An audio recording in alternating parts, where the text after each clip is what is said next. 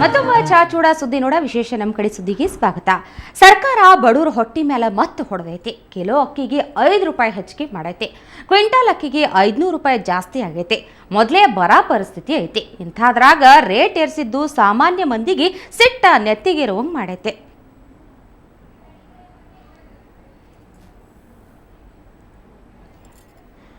ಈ ಬಗ್ಗೆ ಮಾತಾಡೋದಕ್ಕೆ ಎಪಿಎಂಸಿ ಕಾರ್ಮಿಕರ ಸಂಘದ ಅಧ್ಯಕ್ಷರಾಗಿರೋ ಪರಮೇಶ್ ನಮ್ಮ ಜೊತೆ ದೂರವಾಣಿ ಸಂಪರ್ಕದಲ್ಲಿದ್ದಾರೆ. ಪರಮೇಶ್ ಅವರೇ, ಈಗ ಪ್ರತಿ ಕೆಜಿಗೆ 5 ರೂಪಾಯಿ ರೇಟ್ ಜಾಸ್ತಿ ಆಗಿದೆ. ದಿಢೀರ್ ಹೆಚ್ಚಳಕ್ಕೆ ಏನ್ ಕಾರಣ ಅಂತ?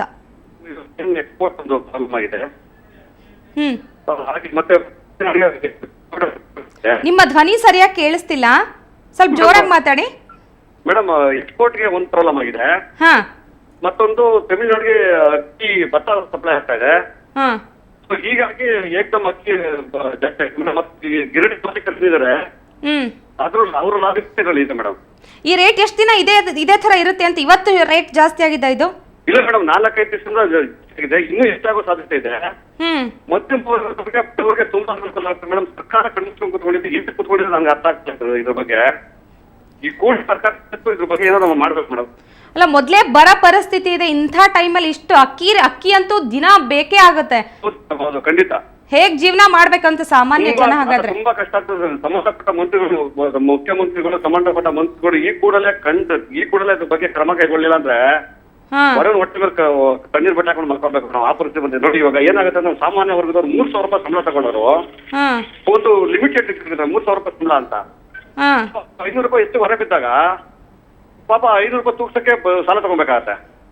ಇವರು ತಿನ್ನೋ ಅನ್ನಕ್ಕೆ 5 ರೂಪಾಯಿ ಕೆಜಿ ಜಾಸ್ತಿ ಮಾಡ್ಬಿಟ್ಟು ಕೋಟ್ಯಾಂತರ ರೂಪಾಯಿ ಈ ತರ ಬೇರೆ ಬೇರೆ ಕಡೆ ಎಲ್ಲ ಪೋಲ್ ಆಗ್ತದೆ. ಈ ತಿನ್ನೋ ಅಕ್ಕಿ ಈ ತರ ಮಾಡಿದ್ರೆ ಬಡವ್ರು ಹೆಂಗೆ ಮೇಡಮ್ ಏನ್ ಮಾಡೋದು? ಅಲ್ಲ, ಎಲ್ಲಿಂದ ಇದು ಸಮಸ್ಯೆ ಶುರು ಆಗಿದೆ ಅಂತ ಎಕ್ಸ್ಪೋರ್ಟ್ ಮಾಡಿದ್ರಲ್ಲ, ಎಲ್ಲಿಂದ ಶುರು ಆಗಿರೋದು ಇದು ಸಮಸ್ಯೆ ಅಂತ? ಮೇಡಮ್, ಎಕ್ಸ್ಪೋರ್ಟ್ ಹೊರಗಡೆ ಕಳಿಸ್ತಾರೆ ಒಂದು, ಮತ್ತು ವಿಪರೀತ ಭತ್ತ ತಮಿಳುನಾಡಿಗೆ ಹೋಗ್ತಾ ಇದೆ. ತಮಿಳುನಾಡಿಗೆ ಹೋದ ಅಭಾವ ಸೃಷ್ಟಿ ಮಾಡೋದಿದೆಲ್ಲ. ಸೊ ನಿಮ್ ಪ್ರಕಾರ ಏನ್ ಮಾಡ್ಬೇಕಂತೀರ ಹಾಗಾದ್ರೆ? ಏನ್ ಸೊಲ್ಯೂಷನ್ ಇದಕ್ಕೆ? ಮೇಡಮ್, ಎಕ್ಸ್ಪೋರ್ಟ್ ನ ಬ್ಯಾನ್ ಮಾಡ್ಬೇಕು. ಹೊರಗಡೆ ಹೋಗ್ತಕ್ಕಂತ ಅಕ್ಕಿ ತಮಿಳುನಾಡಿಗೆ ಹೋಗಿ ಕಳಿಸ್ತಾರಂತ ಭತ್ತನ ಸ್ಟಾಪ್ ಮಾಡ್ಬೇಕು. ಹಾಗೆ ನಿಜವಾಗ್ಲೂ ನಮ್ ರೈತರಿಗೆ ಕೊಡ್ಲಿ, ನಮ್ ಸಂತೋಷ ಮೇಡಮ್. ರೈತರಿಗೆ ಆ ರೇಟ್ ಕೊಟ್ರೆ ತುಂಬಾನೇ ಸಂತೋಷ ಇದೆ. ಬಟ್ ರೈತರಿಗೆ ಈ ಮಧ್ಯವರ್ತಿಗಳು ಬೇರೆ ಈ ಮಿಲ್ಲರ್ಸ್ ಇದರಿಂದ ಈ ತರ ಆಗ್ತದೆ ಮೇಡಮ್. ದಯವಿಟ್ಟು ಕೈಗಳಿಗೆ ಸಂಬಂಧಪಟ್ಟ ಮಂತ್ರಿಗಳು, ಮುಖ್ಯಮಂತ್ರಿಗಳು, ಸಂಬಂಧಪಟ್ಟ ಅಧಿಕಾರಿಗಳು ಈ ಕೂಡ ಕ್ರಮ ಕೈಗೊಳ್ಳಬೇಕಾಗಿದೆ. ಇಲ್ಲಿ ಏನ್ ಕೃತಕ ಅಭಾವ ಕೂಡ ಸೃಷ್ಟಿ ಆಗ್ತಾ ಇದೆ ಹಾಗಾದ್ರೆ? ಖಂಡಿತ ಮೇಡಮ್. ಇನ್ನು ಮುಂದಿನ ದಿನಗಳಲ್ಲಿ ಹೆಚ್ಚಾಗುವಂತ ಸಂದರ್ಭ ಜಾಸ್ತಿ ಇದೆ ಮೇಡಮ್. ಇದು ಮುಂದಿನ ದಿನಗಳಲ್ಲಿ ಹೆಚ್ಚಾಗುವ ಸಂದರ್ಭ ಜಾಸ್ತಿ ಇದೆ. ಈ ಹೆಚ್ಚಾಗಿರೋ ರೇಟು ಈ ಕಡೆ ರೈತರಿಗೂ ಸಿಗಲ್ಲ, ಈ ಕಡೆ ಸಾಮಾನ್ಯ ಜನರಿಗೂ ಹೊರೆ ಆಗುತ್ತೆ. ಹೌದೌದೌದು. ಸಾಮಾನ್ಯ ಜನರಿಗಂತೂ ತುಂಬಾನೇ ಕಷ್ಟ ಬಿಡಿ ಪಾಪ. ಏನಂದ್ರೆ ಪಾಪ ಅವರು ಕೂಲಿ ಮಾಡ್ಕೊಂಡು ತಿನ್ನೋರು, ಮಧ್ಯಮ ವರ್ಗದವ್ರಿಗಂತೂ ತುಂಬಾನೇ ಹೊರೆ ಆಗ್ತದೆ ಇದು. ಓಕೆ ಪರಮೇಶ್ ಅವರೇ, ಧನ್ಯವಾದ ಸುವರ್ಣ ನ್ಯೂಸ್. ಈಗಿನ ದಿನಮಾನದಾಗ ದಿನಕ್ಕೊಂದು ವಸ್ತುಗಳ ರೇಟ್ ಜಾಸ್ತಿ ಆಗ್ಲಿಕ್ಕತ್ತದ. ಅದ್ರಾಗ ಕಿರಾಣಿ ಸಾಮಾನುಗಳಂತೂ ದಿನಕ್ಕೊಂದು ರೇಟ್ ಹೆಚ್ಚಾಗ್ತಾನೆ ಇರ್ತವೆ. ಈಗ ಅಕ್ಕಿಗೆ ಪ್ರತಿ ಕಿಲೋಗ 5 ರೂಪಾಯಿ ಹೆಚ್ಚಾಗೈತೆ.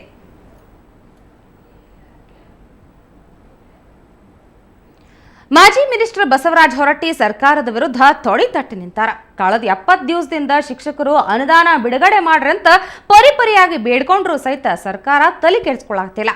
ಹಿಂಗಾಗಿ ಹೊರಟ್ಟಿ ಇವತ್ತ ಸರ್ಕಾರದ ವಿರುದ್ಧ ಪಾದಯಾತ್ರೆ ಶುರು ಮಾಡ್ಯಾರ. ಧಾರವಾಡದಿಂದ ಬೆಂಗಳೂರು ಮಠ ಸಾವಿರಾರು ಶಿಕ್ಷಕರು ಪಾದಯಾತ್ರೆ ಹೊಂಟಾರ. ನನ್ನ ಈ ಹೋರಾಟ ಮಾಡು ಇಲ್ಲವೇ ಮಡಿ ಅಂತ ಹೊರಟ್ಟಿ ಸರ್ಕಾರದ ವಿರುದ್ಧ ಸೆಡ್ ಹೊಡೆದಾರ.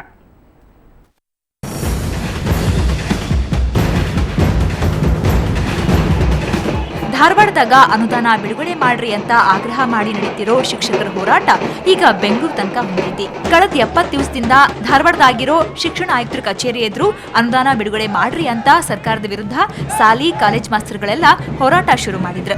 ಆದ್ರ ಸರ್ಕಾರ ಮಾತ್ರ ಇವ್ರ ಬೇಡಿಕೆಗೆ ಸ್ಪಂದಿಸಲೇ ಇಲ್ಲ.